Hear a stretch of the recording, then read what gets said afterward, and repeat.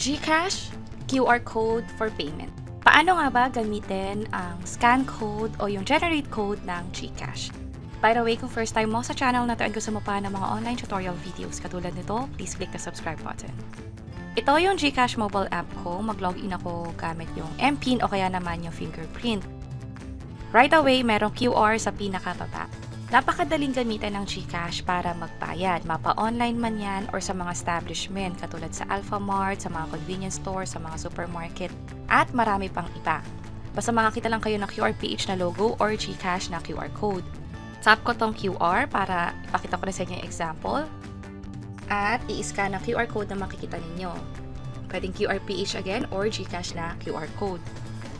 Mula dito, pwede nang magbayad. So, iyon yung isang paraan. Pero kung sinabihan kayo ng cashier o nung sa nag-a-assist for payment na mag-generate ng QR, makikita nyo siya right away dito. Instead na itapat yung camera doon sa QR code, itap itong generate QR.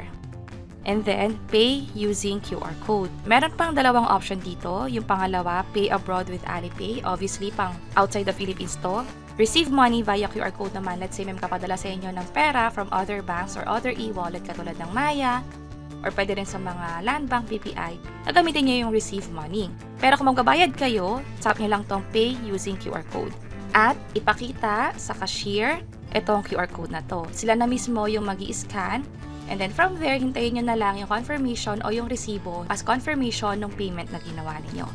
And may pagkakataon nga rin pala na minsan baka masyado mabagal yung internet o nagkaroon ng issue sa pag-scan, i-refresh lang to para magbago yung QR. Also, meron din kasing feature dito sa GCash na let's say, na-short ka sa balanse. Tap nyo lang tong change at pwede nyong gamitin yung G-credit ninyo or yung G-gifts naman, lalo kung mga appliances yung binibili ninyo. Malaking tulong ito lalo kung meron ding emergency, pangbayad na rin ng bills o iba pa ang gastusin. Kung interesado kayo sa G-credit or sa G-gifts, pwede nyong i-check yung mga video tutorial sa bandang baba. Magpo-provide kami ng link. Also, nasa page or channel din namin yan. Again, yun yung way sa pagbayad gamit yung GCash. Itap nyo lang tong QR. Pwedeng i-scan katulad nito or mag-generate ng QR code katulad nito. Sana nakatulong tong video na to. Kung oo, pakiclick ang like button at para sa iba't ibang mga tutorial videos, pwede nyong i-check itong mga nasa baba. Sana makatulong and see you sa mga next videos. Bye-bye!